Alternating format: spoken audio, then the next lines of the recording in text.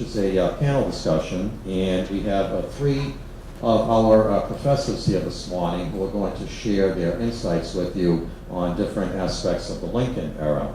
So we have Professor Steve Russell, if you'd like to come up, from the Global Studies Department, okay, who will talk to us about New England and Massachusetts in the Civil War. And then we have Professor Andy Morse, who will talk about Lincoln and the legislature. And then we have Professor Tom Green, whose presentation is titled Stake of the Union, Abraham Lincoln, Vampire Hunter. Should be very interesting. Okay. So we have Katie Formosi, one of our students here, Vice President of the Contemporary Affairs Club, who will be the moderator. Okay, so thank you everyone for coming. I'd like to thank the panelists for participating in this discussion. We'll have time for questions after all three have given their presentations. So if you think of something you'd like to ask one of the panelists, write it down or make a mental note, and we'll have time for that at the end. Can you leave a light to I want to thank everyone for coming today. I think it's terrific. I'm glad we had those students participating in the Q&A session before we took the break. That was great. Okay, so the panel today is to discuss certain aspects of Lincoln's career and his presidency that don't normally get discussed. Everyone knows about the battles in the Civil War, about his assassination, his efforts against slavery, and those are important topics certainly, but there are other things that tend to get kind of slighted. So we're trying to focus on something that doesn't normally get discussed. And certainly Lincoln and the legislature is a topic worthy of discussion. So we see Abraham Lincoln and the Capitol building in Washington representing the Congress. Notice the Congress wasn't even finished at that time. The Capitol building was still being worked on. So it's no big secret that the President of Congress sometimes don't get along. Can you imagine? Yeah, it does sometimes happen, right? As President Obama is finding out right now, oftentimes the Congress can be a real roadblock to enacting the President's agenda. And in fact, I think overall, during American history, legislative deadlock has been more the rule than the exception. But there are those exceptions. And there have been periods in American history where it's like a dam breaking. All of a sudden, a torrent of legislation comes pouring forth in a very short period of time. And, well, Franklin Roosevelt presided over one of these torrent periods. He was able to persuade the Congress to pass any number of important laws during the New Deal in the 1930s, Social Security, the WPA, the CCC, and a whole host of others. And then Lyndon Johnson in the mid-1960s was able to get Congress to pass Medicare, Medicaid, the Civil Rights Act, and a whole host of other laws. What's not as well known is the fact that actually the Civil War was another period of very intense legislative activity. Even while the battles were raging outside the Capitol, sometimes almost within sight of the Capitol dome, Congress was working overtime to enact the agenda set down by Lincoln and his Northern Republican Party. So why was this? Well, okay. So before the Civil War, the Democrats controlled the Senate especially. That was a major roadblock to the enactment of the Republican agenda that Lincoln himself endorsed. And, well, the Democrats in the Senate at the time, 1859, just before the war, had 38 seats, the Republicans only 22. But look what happens in 1863. All of a sudden, there are 31 Republicans and only 10 Democrats. What the heck happened to all those Democrats? You want to try on this one? Where did they go? They went south, exactly. Many Southern Democrats, of course, seceded along with their states. And they were simply absent from Washington during the 4 years of the Civil War. There was only one exception, Andrew Johnson of Tennessee. He was personally loyal to the Union, even though Tennessee was part of the Confederacy. And when he attempted to go back to his home state to explain his reasons to his constituents, he was almost hanged by an angry pro-Confederate mob. Now, politics was taken very seriously in those days. So, you know the old saying, when the cat's away, the mice will play. The Republicans had a wonderful time during the Civil War pushing through their whole agenda. So, what sorts of things were the Republicans up to? Let's see. Okay, here's a stamp marking the 100th anniversary of the Homestead Act. Yeah. Well, the idea of this law was that the Northern Republicans wanted to make sure the Western states or the Western territories were being settled not by slave owners from the South, but by free people from the North. So the government was willing to give away 160 acres to almost anyone. The catch was they had to live on the land and farm it for 5 years, and there's no bed of roses. As you can see on this stamp, we have a farmer and his wife living in a sod hut on the Great Plains. Doesn't look like a bed of roses, does it? No, not at all. But even so, something like 4 million claims were made under the terms of this law and other laws that were passed as a follow-up. By the way, this law was actually still in effect in parts of Alaska as late as 1986. You could still have a homestead there if you thought farming in Alaska was feasible. So ultimately, something like 270 million acres of land were given away by the government under the terms of these laws. That's something like 1/10 of all the land surface of the United States of America. So it's hard to imagine a law that was passed in the 19th century had a greater effect on the lives of the American people. Well, the Morrill Land Grant Act came pretty close. This idea was the brainchild of Justin Morrill, who was a representative and later senator from Vermont. He wanted the government to essentially give away land to the states, and the proceeds from the land sales would be used to build what became known as the land-grant colleges. And ultimately, more than 70 institutions of higher learning were established under the terms of this law and later on follow-up legislation. So when people hear about the Morrill Act, they usually think of the Aggie Tech schools that were set up in the West, teach very practical subjects, but some of these campuses were actually a lot closer to home. What school is this? MIT, very good. Okay, MIT was originally one of the land-grant colleges. So I think it's safe to say that millions of Americans over the years have benefited from the far-sighted educational vision of Justin Morrill. Not bad for a guy who never went to college, huh? Yeah, pretty good. So what else are the Republicans up to? Well, how about building the Transcontinental Railroad? Before the Civil War, Congressmen North and South bitterly quarreled over where the railroad should be built from the east out to California. Guess what? Northerners wanted to follow a northern route, and Southerners wanted to follow a southern route. Astonishingly enough. Well, guess what happened during the Civil War? They built it along the route, exactly. Right? Yeah, in fact, Congress actually gave land grants and generous low-interest loans to 2 railroads. There was the Union Pacific, coming out to the east, going across the northern plains, and then there was the Central Pacific, starting in California, building out to the east. And of course, they eventually met up in 1869 at Promontory Point in Utah with the famous driving of the Golden Spike, and the country finally had a genuine transportation network. The Republicans were also interested in establishing a northern economic agenda. And one of the things they wanted to do was to make sure that the government controlled banking and currency. Now, it's hard to believe today, but in fact, before the Civil War, there were hundreds of different types of paper money that were in circulation across the country. So here's an assortment of banknotes that were issued by the banks chartered by the various states. And it was all very colorful, and a whole army of engravers was kept busy basically designing these different forms of money. Actually, the period before the Civil War is sometimes considered the golden age of American engraving. But it was also very inconvenient and really caused a great degree of chaos. So people in one part of the country might be spending banknotes as currency, not realizing that the bank located some distance away had already gone bankrupt and its paper money was completely worthless. Well, this was considered intolerable during the Civil War. So the Republicans in 1863 passed laws centralizing federal control over the banks, and later on prohibitive taxes were passed on independently issued paper money. And the result was everybody was supposed to use just one type of paper currency. There they are, greenbacks. Okay, the professor mentioned in her talk before. So this was really the first true form of national paper money that we ever had. And this established the basic rules for American banking and currency up until the time of the passage of the Federal Reserve Act in 1913. Anything else? Oh yes. Republicans jacked up the tariff. Now what's a tariff? I feel like I'm in class here. What is a tariff? It's a tax, particularly a tax on foreign goods coming into America. And in the 19th century, the government actually got much of its operating revenue from taxes on foreign goods coming in.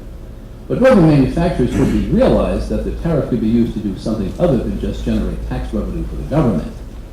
It could be used to make foreign goods more expensive so Americans would buy domestically made manufactured products. So suppose you're a shoe manufacturer right here in Haverhill. Well, here's the interior of a 19th century shoe factory. Well, wouldn't it be nice if Congress put a high tariff on foreign shoes coming into America? And the foreign shoes would cost customers a lot of money, and then essentially they'd be more inclined to buy your shoes. The Southerners hated this, and with good reason. They had very little industry of their own to protect, and all the tariff meant for them was they'd have to pay higher prices for their imported goods. See movies like Gone with the Wind, have Scarlett O'Hara and Ashley Wilkes dressed in their fine clothes and so forth. But don't forget, their clothing, their furniture, and many of their other accessories had to come from Europe, and the high tariff meant they had to pay more for it. So Republicans jacked up those tariff rates during the Civil War, and in fact we had a high tariff policy pretty much well into the 20th century. We have to admire all these laws that Lincoln and his party were getting passed? Well, not necessarily. The tariff was clearly a matter of sectional advantage, for example. And some of these laws were passed with a lot of political corruption associated with it, particularly regarding the Transcontinental Railroad. Have some of you seen that movie Lincoln that came out a while back? About Lincoln's efforts, okay, good, some people have seen it, about Lincoln's efforts to get Congress to accept the 13th Amendment. And you see what you had to do to get Congress to take action sometimes. Vote buying and sometimes outright bribery had to be resorted to in order to get Congress to basically go along with your measures. Now, a lot of people think American politics are corrupt today. I would agree, but on the other hand, 150 years ago, it was much worse. It was even more open and raw.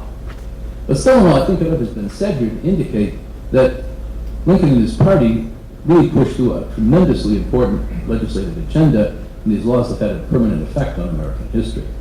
Thank you.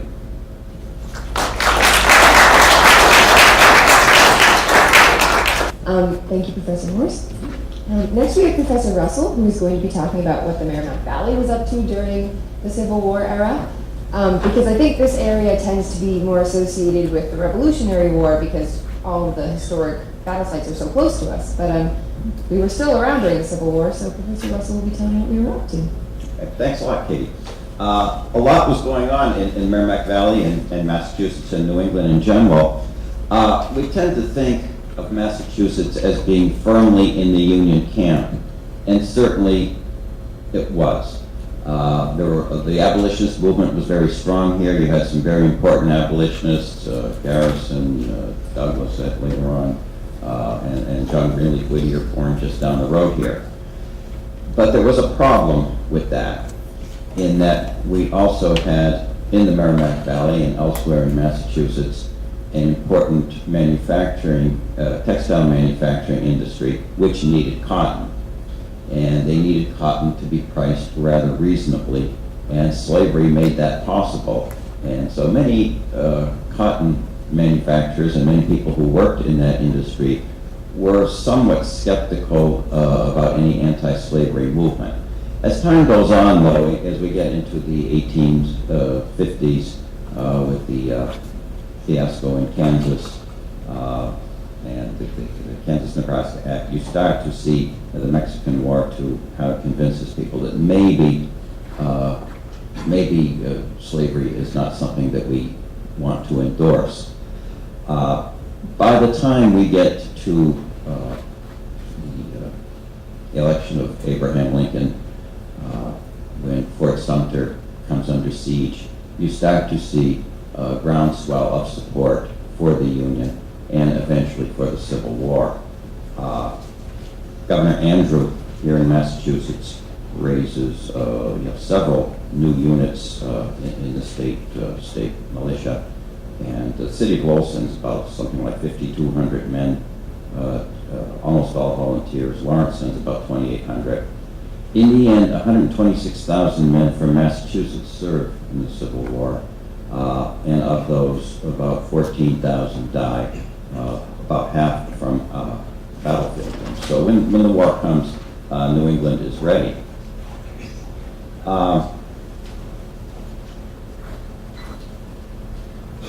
There's a lot of other population movements going on as well in New England, and the Civil War in many ways accelerates them. By this time, agriculture was beginning, the subsistence agriculture and even the large-scale raising of cereal crops and livestock was becoming less competitive in New England, especially as the West was opening up. And that was going to continue, as Andy mentioned, with the Homestead Act. You know, the West was going to be much more of a source of competition to New England farms. But when war came in the summer of 1861, many of the finest young men from the countryside signed up, okay? And they left their farms, departing at the height of the haying season when there was a big recruiting drive. Vermont sent off 34,000 men, 1 in 9 of the total population. Okay? New Hampshire about 1/10, and the same with Maine. Of the 73,000 that Maine sent, 7,300 would die. So you'd lose a lot of people. And again, these are young men who are in, you know, they're 18, 20 years old, 25 years old, kind of in the prime of their life, you know, ready to become the leaders of their communities, you know. But a lot of them don't come back. Sometimes you can go to a small New England community, and you can see it in the larger cities too, but if you go to a small town, almost every town's got a Civil War monument. You look in the monument, and you say, look at those names. And there's, you know, you might see 40 names or so. Okay. You say, wait a minute, this is a small place. What that must have been like to lose all these people. And those are the ones that died. There's a lot of young men who, once they left these villages, really didn't want to come back, okay? Because small town life can be confining, especially once you've been at war. You've kind of seen the world. You've made contacts. You've seen that there are other opportunities out there. And farming in New England is not very lucrative. You know, as I said earlier, it's been going downhill anyway. And the loss of many of these men kind of accelerates that. So you start to see some serious population decline in many communities, especially southwestern New Hampshire is a good place to go to look for communities that even today have not recovered the population that they had in the time before the Civil War. Town of Sutton, New Hampshire, not far from Lake Sunapee, had 1,431 people in 1860. Down to, in 1870 it was down to 1,153, 1880 to 800, 880. And I don't think it's much more than that today. It's got a lot of, you know, people with second homes there, but it's about that today. Ashfield, Massachusetts, and the Berkshire foothills lost 1/10 of its population between 1880 and 1870, another 10 in the next 10 years. So often you've got older people remaining, and again, many of these men served in the Civil War, and many, of course, they lose their lives, but some of them find other opportunities. The support for the war in New England is not unequivocal. Okay, you have, maybe you perhaps have heard about the draft riots in New York. Well, there's some in Boston, and there are even some in Vermont. Many people said, this is not really a fight that we really need to get into, okay, especially immigrants who come recently over from Ireland especially, trying to make a new life for themselves, really don't want to go off to war. And many of them see this as a war that benefits wealthy people. And indeed, it did benefit a lot of wealthy people, okay? Many of the companies in New England, especially the manufacturing companies, do very well during the war. So when riots broke out in Boston against the draft in July 1863, a lot of them attacked the homes of the wealthy, of the owners of the factories here in the Merrimack Valley. So while the soldiers paid the price for the war, and of course you had many people paid additional taxes, income taxes, and so forth. Many people also prospered and In the cotton industry, which was very important, especially in Lowell, they had enough cotton stockpiled to last until about 1863. Of course, there weren't any cotton, very little cotton coming from the south, except smuggling and so forth, but that wasn't enough. So there was a stockpile, but by the middle of 1863, they're starting to hurt a little bit. Meanwhile, though, the price of cotton textiles is, keeps moving up because, supply is low and the demand is high. The government needs a lot of cloth. They need it for uniforms. But more and more they're turning to wool. And if you saw those, the soldiers who were here earlier, their uniforms were wool, okay? And they had woolen blankets. This was great for Lawrence. The city of Lawrence had already kind of started moving into the woolen industry, and you start to see, their mills rapidly accelerating. One of the great difficulties, of course, though, is that many of the men were off to war. And again, you could go down to the Common in Lawrence and you could see the listing of all those men who went off to war. And it's pretty impressive. So what happens in Lawrence is a trend that has already been underway. More and more women are taking over the jobs as operators of those machines in Lawrence. And eventually, Lawrence becomes largely a city of women workers. By the time we get to the strike in 1912, it's mostly all women who are out there. And so the Civil War kind of starts to move Lawrence down that road. And again, the woolen industry really gets the volume accelerates, and you see a lot of this sets the groundwork for the Gilded Age when you start to see that industry really taking off in Lawrence. And there's some innovations. The sewing machine developed by Elias Howe back in 1849. Again, he's also from Massachusetts. You saw the sewing machine being used for cloth, then you see it being converted over so that it can be used for leather goods. Right? Now, the government needs a lot of shoes and boots for the soldiers and so forth. The sewing machine provides the technology. Haverhill was a city, and Lynn and Danvers also, where there were a lot of small shoe shops, and Andy had a picture of one on the screen a few minutes ago. Those small shoe shops, though, when the sewing machine comes in, are going to be pushed out of the way by these much larger factories, and you see some of the successors of them still here in downtown Haverhill. And so the Civil War helps to lay the groundwork for a much bigger shoe industry in Haverhill and Lynn and Brockton and other towns that's going to really take off during the war, after the war, and continue on until expanding until 1914. There's also new developments which affect the rural areas, and that's in the growing of food that can then be canned. Okay, so you could take some very low-grade beef, and you have a company by the name of Underwood in Maine, which learns how to can this and ships this off to the Army. And again, we could have talked about how difficult time in the early years of the war the Union armies had in provisioning themselves. By 1863 or so, they got their act together, and part of the way they get that act together is to use canned food. Okay? And companies like Underwood perfect that. S.S. Pierce is canning corn. And again, these companies become much larger. You can go to the grocery store, I think, today and find canned goods still made by Underwood. Borden's condensed milk. So this is great for the dairy industry, which begins a new kind of takeoff after the Civil War, replacing some of the other types of farming. Places like Drake and Methuen have big dairies, and some of this is condensed, processed, shipped off to the soldiers.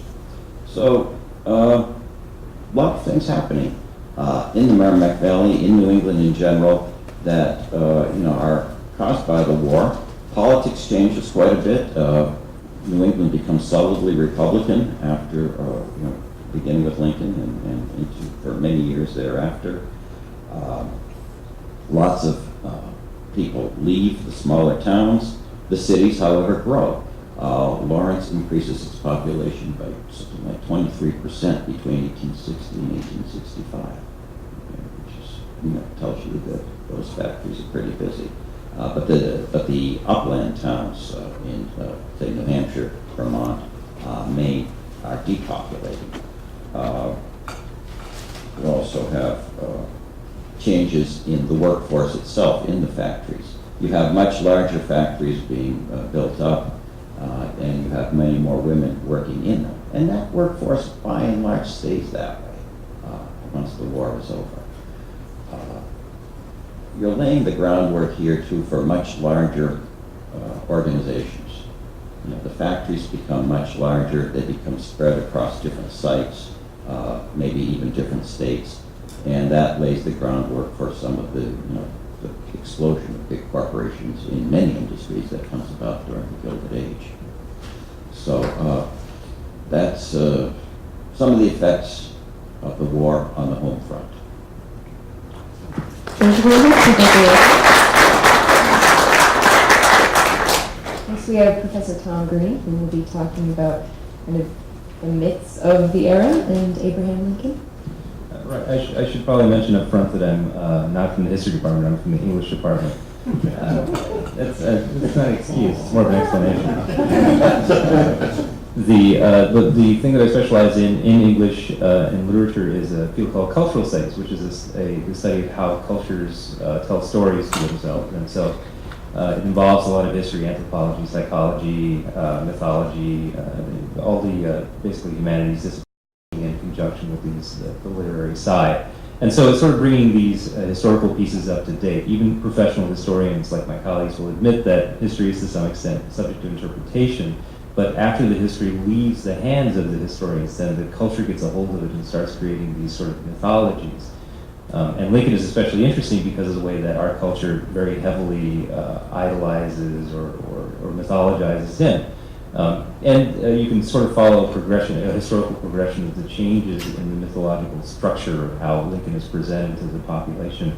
I'm thinking of, I just recently saw, again, the Young Mr. Lincoln from John Ford, starring Henry Fonda from 1936, which has a very sort of early 20th century depiction of Lincoln in a very sort of good and evil, non-complicated way. It's the childhood version of Lincoln. And how that sort of causes conflicts when you compare it to the historical facts that we have and the different interpretations of those. So bringing it up to the present day, there was a book and a film you may have heard of, both a book and a film, Abraham Lincoln Vampire Hunter. And so as a cultural studies person, my question is two questions, which is why is the story about Abraham Lincoln and not another president or another person who kills vampires? And why is Abraham Lincoln killing vampires specifically and not something else?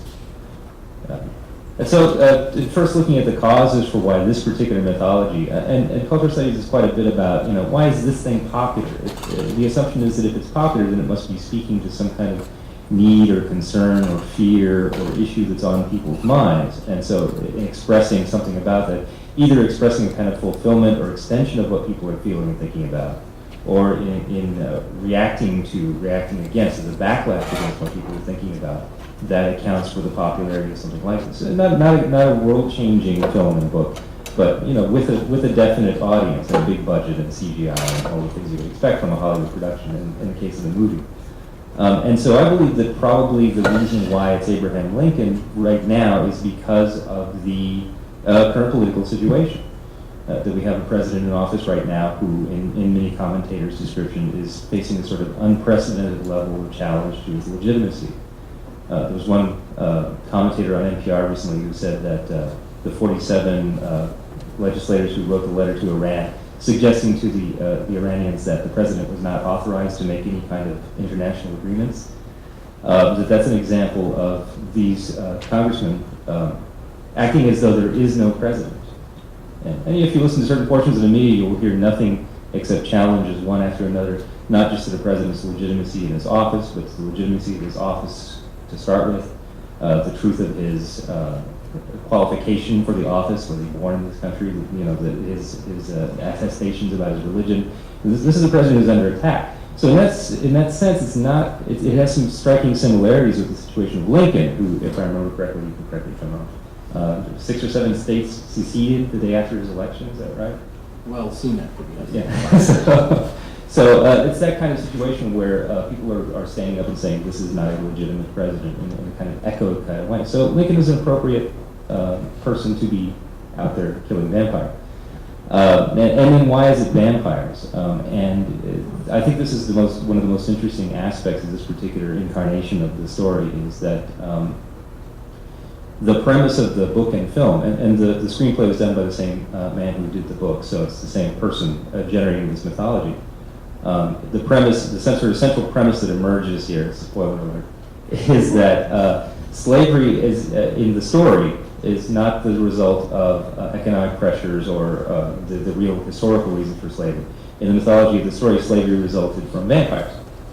That, according to the story, Countess Bathory made some bad PR moves back in Europe and got all the vampires in trouble, and so they had to flee from Europe, and in the New World they found a safe haven for their vampiric activities because they can round up slaves. And there's even some, in both the book and the movie, some idea that it's an economically useful thing to have vampires killing slaves, because not only can they not get caught because there are no legal prohibitions against eating slaves, but also that it serves an economic function in that they sort of cull the weak and lame slaves out. And so it's a little bit kind of scary when you sort of think about it at that level. But in a sense, it is that all of the villains, rather than your traditional Civil War narrative in which all of the Northerners are the good boys and all of the Southerners are the bad boys, it is very much a sort of story about the Northern humans battling against these vampires, and the vampires are the slave owners, and they're responsible for the institution of slavery, and they even enlist in the Confederate Army and put on uniforms and go out and fight, and of course they're unstoppable because they're vampires. So it creates a kind of it reflects, I think, part of what's happening in our political situation right now. If you look at the 47 legislators who wrote the document to Iran, there's a lot of overlap between those legislators and the traditional Confederacy. And that racial undertone does bubble around quite a bit, and maybe increasingly more so, in the criticism of the president. And so there's a sense in which this particular idea of a war that's being fought between these forces is especially reflective of people's concerns right now. The effect that it has, I think, is that it actually is reactionary. Is that people feel like history is complicated and our situation now is complicated. There's no easy answer to these conflicts. Even looking at the history of Lincoln and asking all of those questions, difficult questions about what were his true attitudes toward African Americans, what were his true attitudes toward slavery, that those don't have the simple answers that they have in a child's storybook about Lincoln that we read in elementary school. And so simplifying the story in a reactionary kind of way and saying, well, this really is a fairy tale. It's a struggle between good and evil, because there's no question that vampires are evil, right? If it's white Southern slave owners, then there's some moral ambiguity of some kind. But if they're vampires, then clearly those are the bad guys. And so it allows a story in which Lincoln is the good guy that we long for from the old Henry Fonda version of the 1930s, sort of re-envisioned for the modern age in this battle against vampires, who are serving the cultural function of providing a completely evil enemy for him to fight and defeat in a morally unambiguous way. The problem with this, that's kind of the good side, is it does sort of fulfill a need that people have for narrative and transcendence and moral understanding. The downside of that is that both the book and the movie I would criticize because of the way in which they participate in the old plantation narrative. The plantation narrative is like Gone with the Wind, where it's a story about the white slave owners living in the South during the slavery era, and the story focus, and there's a whole series of books and novels and films about this, the plantation narrative. The focus is on the slave owners, their relationships, their opulence, their wealth, their Chinese tea sets and French silks and imported goods that they have, and the wealth of their lifestyle. But it's as though in the plantation narrative this wealth didn't really come from anywhere. So we ignore the couple of hundred African Americans who were out in the fields being brutalized and systematically exploited for their labor. And historians do recognize that slavery was a very economically profitable system And to sort of ignore that or paper over that with the story of these fancy people living in these fancy houses. Well, I was reading an article about you can tour these plantation houses even today, and it's kind of problematic to tour them because they don't show you the slave quarters. You only get to see the fancy French tea services, and the whole question of how these things happened is very much covered up. And so both the book and the film of Abraham Lincoln Vampire Hunter do a similar kind of thing in that the African-American characters in both of them are sort of almost scenery. They're just there to be the victims of the vampires. In the book, there are no African-American speaking roles of any kind. In the film, I think maybe the Hollywood screenwriter said you can't do that, and so they supplied an African-American character who winds up being a White House aide. I think we can probably pretty much say that's pretty historically inaccurate. And then they threw in Frederick Douglass and a freakishly tall Danish fashion model as Harriet Tubman, who is actually 5 feet tall in reality. So they supplied some of these roles, but even so, it really does, the function of the African-American characters in both of them is to be the medium of exchange between these two white power groups, the white vampire power group and the white vampire hunter power group. And so I think it really negates and minimizes the reality of the institution in a way that the plantation narratives have traditionally done for now 150 years. So as a result of this, I think that I'm not going to complain about the historical inaccuracies of the book or the film because they're vampires, right? So what am I complaining about? But I will point out that sort of going forward and looking at this narrative, it's important to be cautious and see the historical context in which this story is sort of perpetuating or reinforcing particular kinds of mythologies. It wasn't so hugely popular that it's become a new vision of what Lincoln was like, and probably the Steven Spielberg movie had a bigger impact on how the popular imagination will conceptualize Lincoln for the next 20 or 30 years. But there is a sense in which it does kind of alleviate some of the guilt, right? It wasn't white people, it was vampires who were responsible for all that slavery stuff. And so in that sense, I see it as sort of inherently problematic.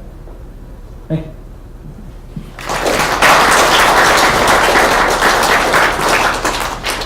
Thank you very much. We have one more hand for all of our panelists.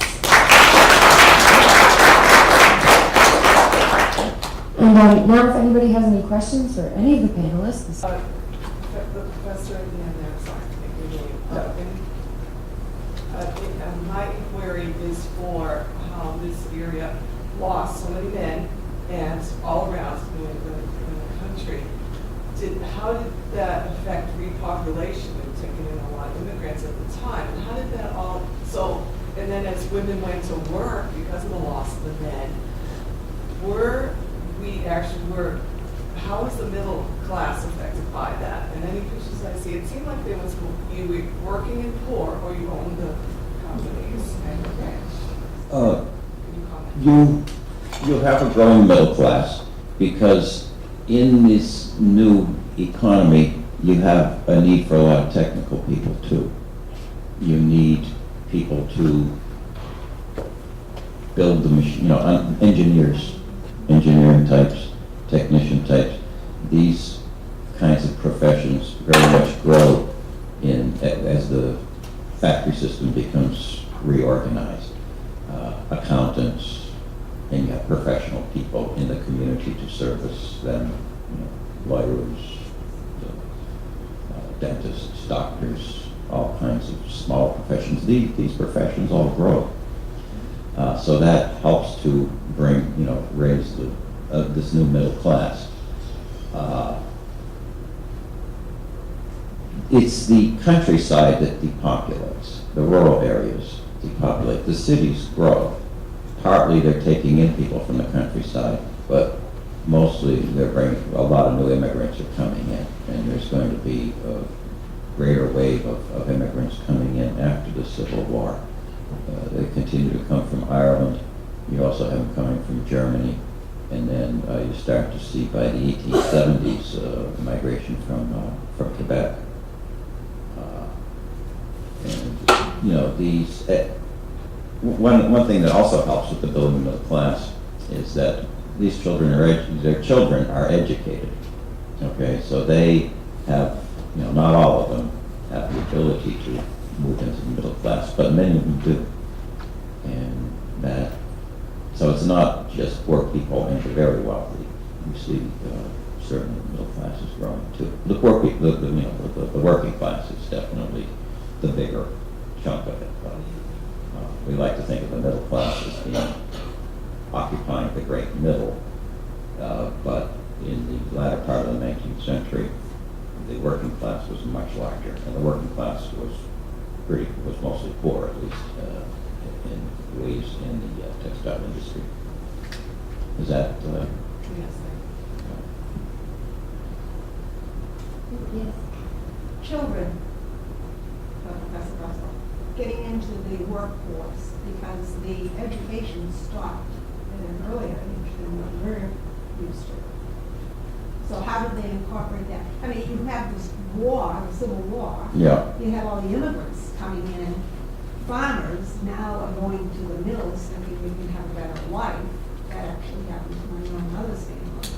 So how do children fit in on this? Prior to the factories actually starting, homeschooled in their local areas? Well, in Massachusetts, Massachusetts law required that all towns maintain schools.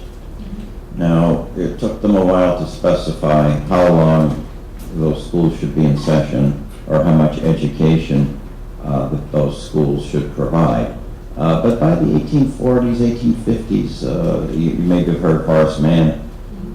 He leads an effort in Massachusetts to standardize education, provide some minimal boundaries. And if I'm not mistaken, the law required children to be educated until maybe age 12 by the time of the Civil War. I might be wrong on that. Yeah. Now, a lot of parents held their kids back because they needed them. They needed them either on farms, they needed to have the kids working there, or sometimes they try and sneak them into the factories, even though technically the factory was not supposed to hire them. But it wasn't that hard to forge the papers, and a lot of people looked the other way because you could pay these kids less, and the families often needed the income. And so after the Civil War, you see a city like Lawrence really working much harder to enforce these laws and to keep kids out of the schools. And part of it is also a desire on the part of the city authorities to Americanize these kids.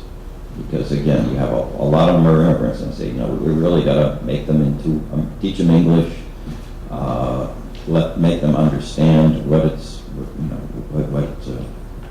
the responsibilities of being an American, the pride in being American, and to get them ready for the workforce, more in terms of instilling in them the discipline that's needed to work in the factories. And yeah, they might leave at 12 and go into the factories, and whether any of that knowledge that they accumulated in school is valuable in the factories, it's hard to say. But the discipline is what's important. And those who will go on, when they start getting kids into high school, those are the kids who are then going to be on the way to professions. Isn't that where more of the middle class really? That's where your middle class comes in, is when you start moving kids into high school. And Lawrence is really moving in that direction, and other cities as well, the 1870s, 1880s. Is there much history on the subject of veterans on both sides and how they were treated after the war, especially North compared to South? Oh, absolutely. The Union veterans actually did reasonably well. And in fact, presidential candidates, congressional candidates for years afterwards basically used to campaign on the idea that they would give greater bonuses to Union veterans. And so there was such a huge number of them. And the Grand Army of the Republic, which was the big veterans organization at the time, was a very effective lobbying organization. So they did reasonably well. And in fact, when President Grover Cleveland came in, a Democrat, people were outraged because he actually vetoed some of these pension bills. Some of these pensions for veterans who were either had inflated their service or otherwise, had basically, completely filed phony claims and things like that. The Confederate veterans, they pretty much got short shrift. There wasn't any government to pay them. And the Confederate debt was repudiated on the 14th Amendment. So the Confederate veterans basically had to make shift as best they could. They did not get the kind of benefits the Union veterans did. Yes. What, do you have anything that says what the motivation was for somebody from Massachusetts to go and fight themselves in the Civil War? Was it a sense of adventure? Was it to see the world? What was it? I think there's a lot of, patriotic duty, that sense. I don't think we should minimize that. Some believe that, we need to keep the Union together. Governor Andrew, in particular, was very vigorous in his efforts to, to promote the war and to get people to understand how important it was to keep the Union together. And then you start to see later on, more attention to this idea of freeing the slaves and the ideas that the previous speaker talked about with regard to the Declaration of Independence. So I don't think we should minimize the idealism. And then there's also there's of course a draft, that's hanging over people's heads. So many of them volunteer simply to, because they know they have to. You can buy your way out of the draft too. I think it's $300. Is that what it is, Andy, to buy your way out of the draft in Civil War? $200 or $300. Yeah, and so there are plenty that do that too. You go because your friends are going. You don't want to be the only one in the community not to go. And there's a sense of adventure too. Again, when people start coming home, though, I don't really have a grasp of any particular stories, but think of the men coming home. A lot of them are disabled. A lot of them have lost limbs. And, we go through a lot of trouble these days to make buildings handicap accessible and so forth. And even then, it's still pretty tough if you're on crutches or something. But then we didn't have any of that. So if you came home with a disability, what are you going to do? Luckily, as Andy said, we've got some pensions. But it's really hard to find work. So. Yeah, just as a follow-up to what Steve said, it should be pointed out, in the early stages of the fighting, people thought the war would be over with very quickly on both sides. I mean, there's always this idea the boys will be home by Christmas, but they never tell you which Christmas. Yeah. So, I think there was this initial glamour to the whole thing, and then when the fighting got bloodier and bloodier, people realized just how appallingly costly the war would be, that then they had to resort to the draft, and it became much more difficult to get people. Draft comes about when, Andy? 1863. 63. I think that people should realize in those days that basically the troops were all state militia. Yeah. Lincoln called for 75,000 troops to start off with. He had to go to all the governors and say, hey, I need so many troops. When you go to some of the battlefields and you see these monuments, it says U.S. troops. Those U.S. troops were what we would think today is our military. There was only like 16,000 federal troops, and most of those were in the West fighting the Indians. So, she asked her, why would they go? Well, they were state militia, basically, and they went. Yeah, some of them are already in the state militia they were when they were called. That's right. Yeah. And I'd like to talk to you about you mentioned the Irish. 30% of the troops on both sides were of Irish descent. And a lot of the immigrants coming in, especially into the North, were coming in and they thought the Irish in Ireland thought, we'll let these kids go over there, get the experience, and then they was hoping they would go back to Oh. Ireland and fight the British. Okay. But once they got over here, Yeah, they got that didn't work out, realized yeah. that they never went really, That's they never interesting. really go back to Ireland. That's very interesting. So, Yeah. 2 points. The first time I ever heard, I was appalled that Bull Run, right? Right outside of Washington. And people came with lunch baskets in their carriages to go and observe the fighting. That's terrible. The other thing was that we were just talking with a doctor on Easter, and he mentioned a book, and I forgot the name of it, you might remember. And that was about ambulance service.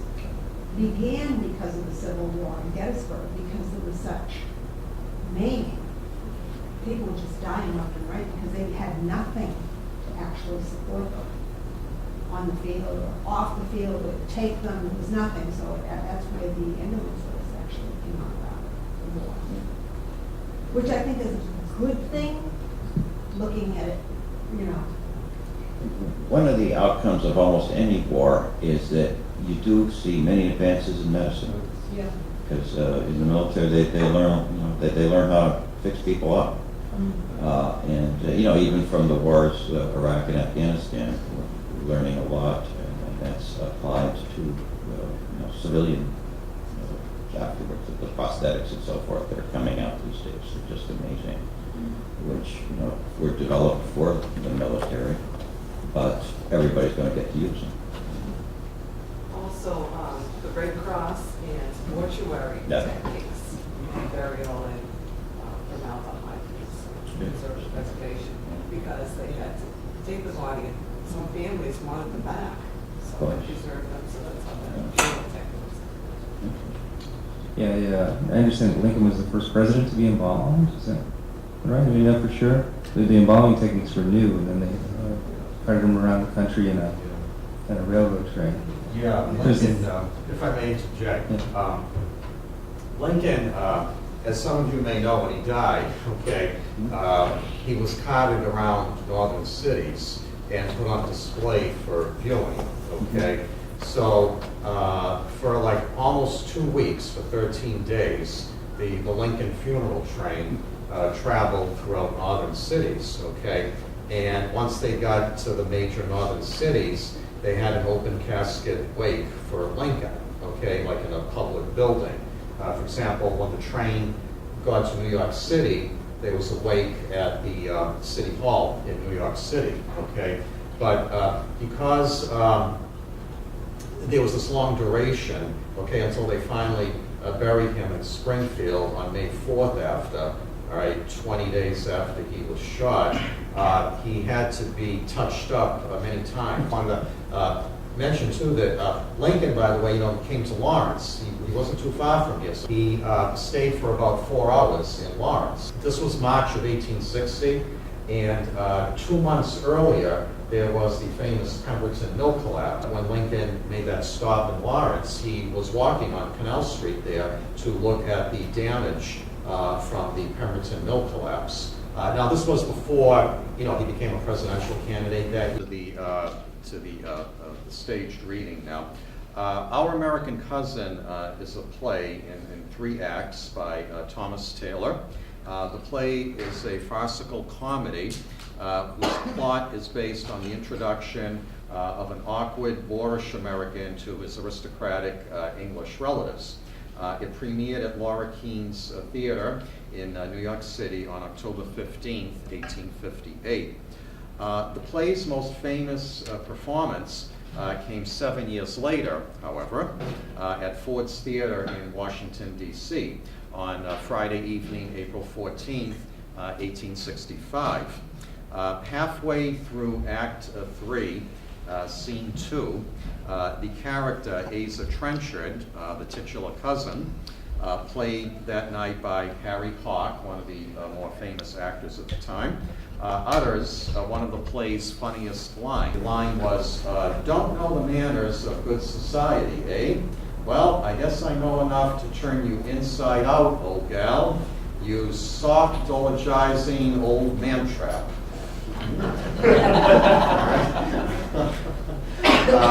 During the raucous laughter that followed this line, John Wilkes Booth, an actor who received his mail at Ford's Theater, but who was not in the cast of Our American Cousin, assassinated President Lincoln. He chose the timing when that line was being uttered in hopes that the sound of the laughter would mask the sound of his gunshot. And, you know, being a highly experienced actor, he knew right when that line was going to be said. It was around 10:15 p.m. that evening, so he knew exactly what was the right moment to pull the trigger. He then, as we know, leapt from Lincoln's box to the stage, breaking his leg in the process, and dragged himself out of the theater amid mass pandemonium. We had 1,500 people. They had a full house in the theater that night. And as he leapt, you probably know the story, he shouted, "Sic semper tyrannis." Others in the audience heard it as "the South is avenged." And then, of course, what followed was a 12-day manhunt for Booth by the U.S. Army, and ending on April 26th when he was cornered in a barn on Garrett's Farm in Virginia. They tried to flush Booth out of the barn by setting it ablaze. His co-conspirator, David Herndon, I believe it was, came out of the barn. Booth refused to come out, and they went in after him, and he was shot by one of the Army men, Boston Corbett, and then lingered during the overnight hours, and then passed away the next morning from his wounds. Boston Corbett shot Booth in the neck, and he was pretty much, paralyzed from the neck down, and just lingered, as I said, overnight and died the next morning. So this afternoon now we have Professor Jim Murphy and some of his theater students who will do a staged reading now of Act 3, Scene 2 of Our American Cousin. And upon the conclusion of the staged reading, what I would like to have is just a moment of silence in memory of President Lincoln. Okay, so Professor Murphy.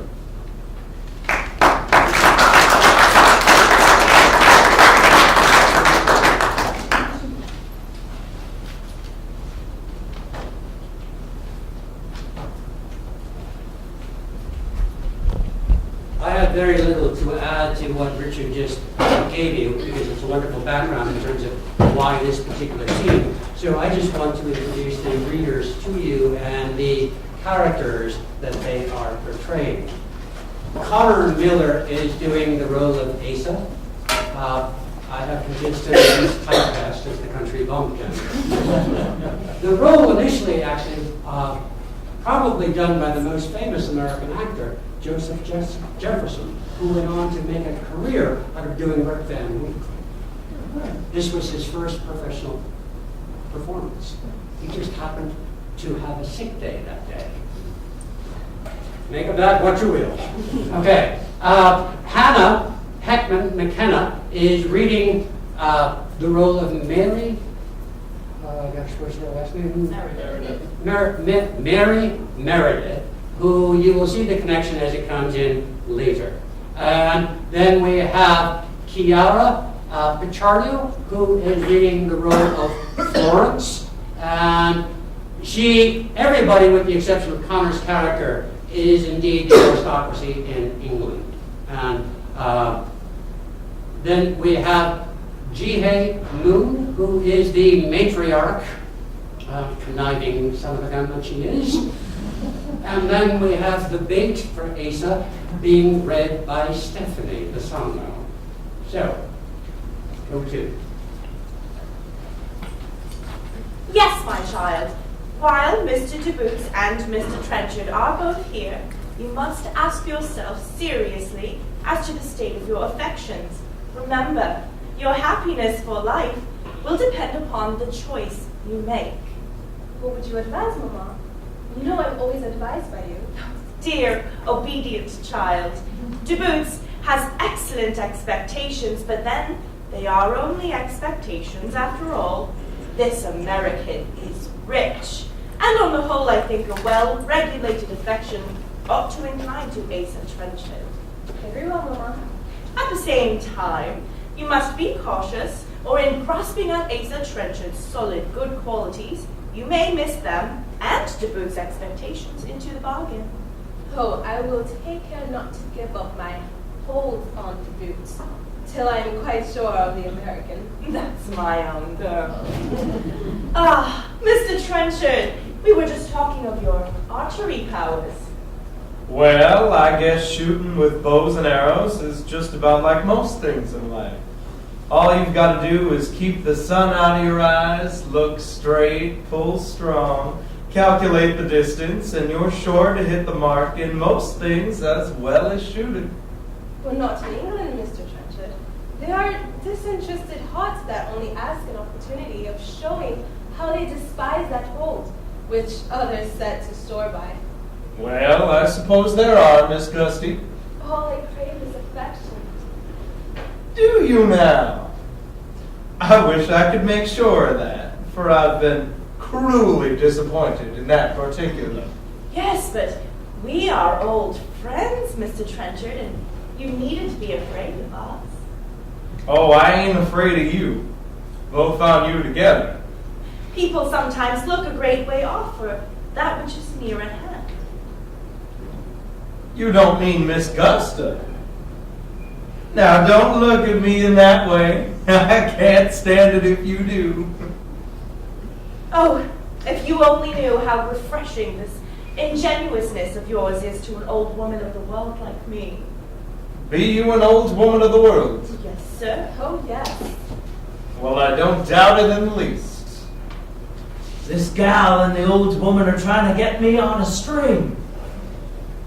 Well, then, if a rough-spun fellow like me was to come forward as a suitor for your daughter's hand, you wouldn't treat me as some folks do when they find out I wasn't heir to the fortune.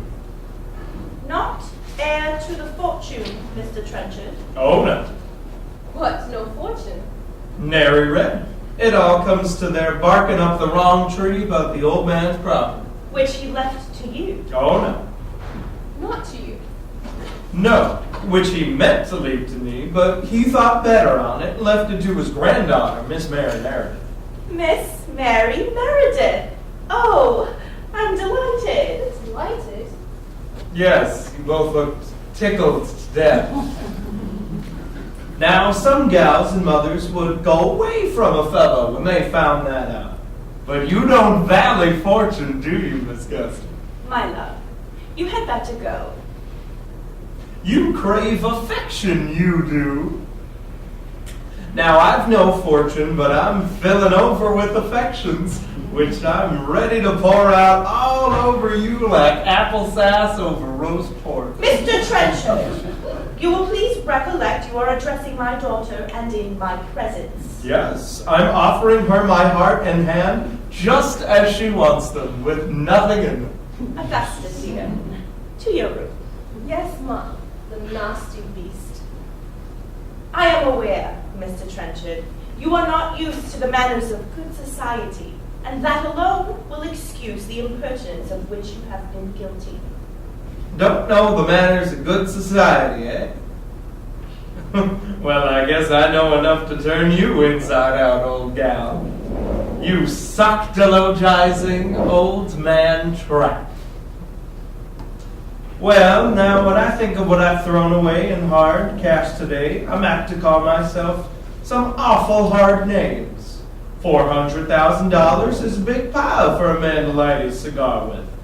If that gal had only given me herself in exchange, it wouldn't have been a bad bargain.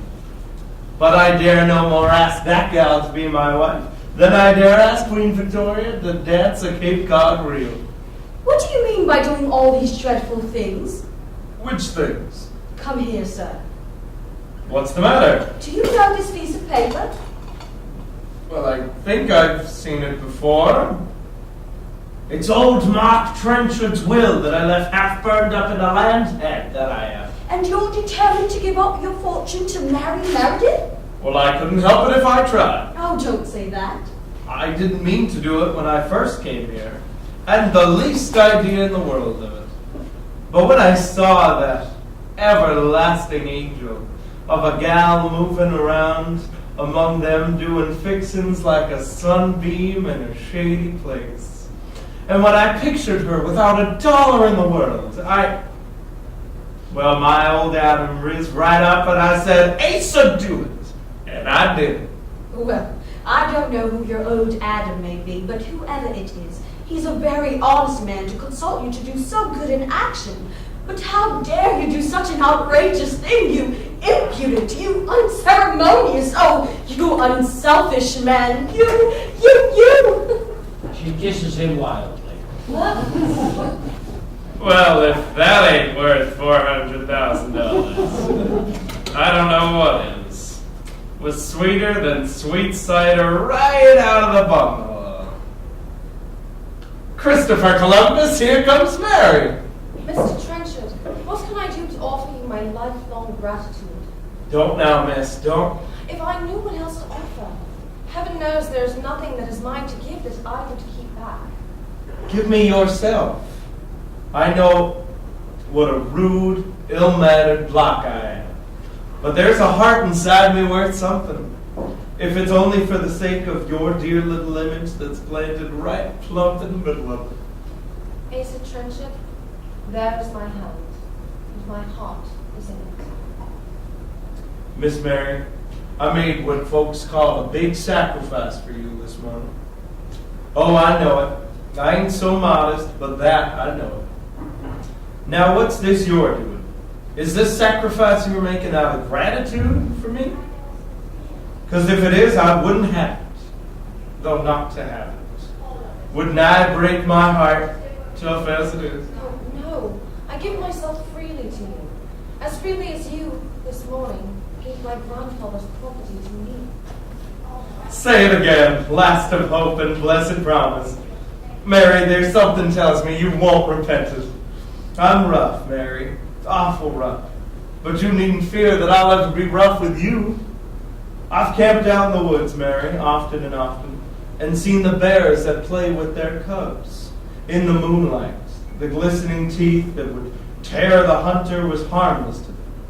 The big, strong claws that would peel a man's head as a knife would a pumpkin was as soft for them as velvet cushions. And that's what I'll be with you, my own little wife. And if ever harm does come to you, it must come over the dead body of Asa Trenchard. I know it, Asa. And if I do not prove a true and loving wife to you, may my mother's bright spirit never look down to bless her child. Well, if I don't get out in the air, I'll bust. And that completes Act 3, Scene 2.